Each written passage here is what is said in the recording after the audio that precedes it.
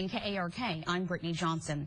Lawmakers getting an up-close look at the damage and recovery efforts at the site of the oil spill in Faulkner County. 3 weeks ago, thousands of barrels of crude oil spilled into a Mayflower neighborhood. Right now, Arkansas Congressman Griffin is holding a press conference on that site, and KARK's Drew Petrimo is live with the latest.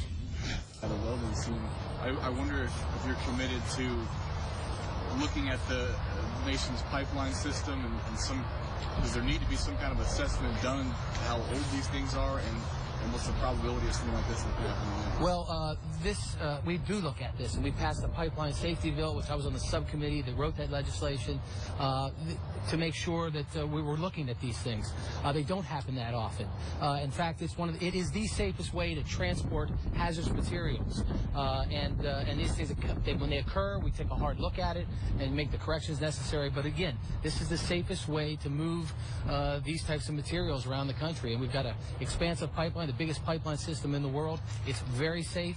And when people want to get down to zero, it's what we'd like to move towards. But the only way to get to zero is just don't ship it through pipes. And we can't afford to have that. The economy of this country depends too much on the pipelines to move these types of materials. So again, I have all the confidence in the world. We'll figure out what it is. I have confidence that ExxonMobil will make the corrections, and we'll continue to have a very, very safe pipeline system in this country. And I would add to what the chairman said and say that I supported and voted for the Pipeline Safety Act. That was in 2011, shortly after I got to Congress. Basically, we put some new regulations in place to make sure that the pipelines are as safe as possible, and also put some stiffer penalties in place for folks that don't abide by them. And so that's part of what his committee does. It's always looking at pipeline safety. And same thing with the Department of Transportation. They're not sitting around waiting for the next one to spill. They're working on this proactively.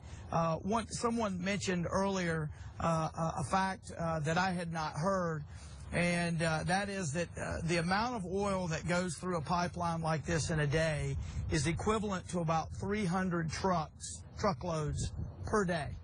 300 truckloads per day.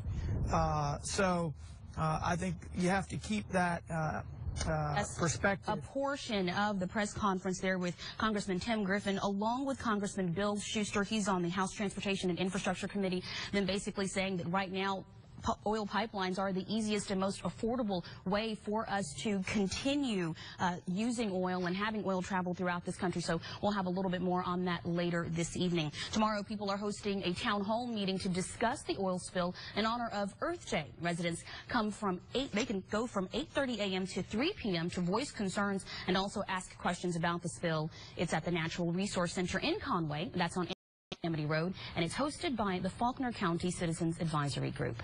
In Arkansas,